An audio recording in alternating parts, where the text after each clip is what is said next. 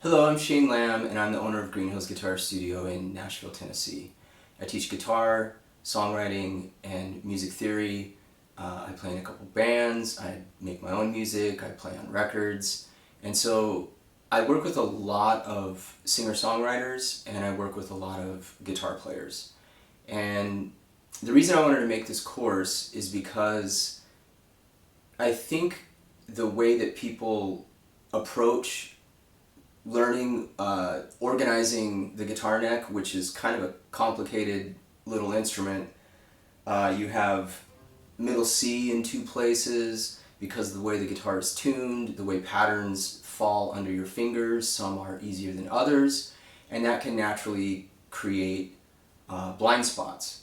And then also the way that we are trying to make sense of the neck and be able to move around, whether we're creating or playing solos, playing rhythm guitar, playing with another person, it can be really daunting and overwhelming. So I wanted to make this course because I believe it offers something different than the other CAGED courses that are out there. This course is going to be geared towards songwriters, beginning through intermediate guitar players. And we're just going to focus on the chord shapes for now. We're not going to get into arpeggios, scale patterns, any of that. I think that's too much information, and I think it's too overwhelming for, say, a singer-songwriter that is trying to figure out how to communicate what key they're in when they're playing with another songwriter or they're working with a band. Just sliding the capo around and playing G, C, D, E minor and telling someone you're in the key of G, that's going to cause some frustration and confusion for everybody. And it's important to know this stuff, whether you're trying to do this, professionally, or you're just doing this for fun.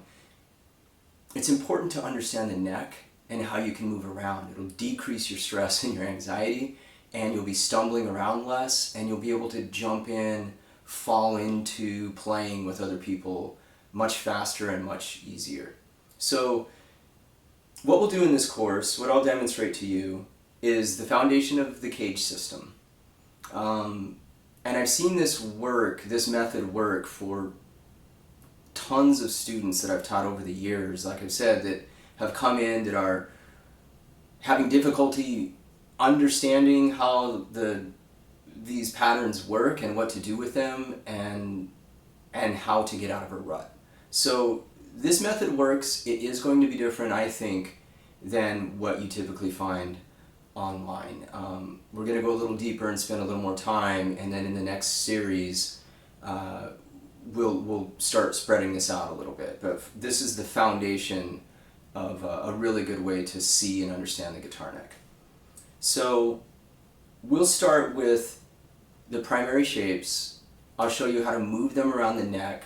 You'll learn the neck. You'll start to learn what these frets are called and how to find these different notes across the neck related to these chord shapes.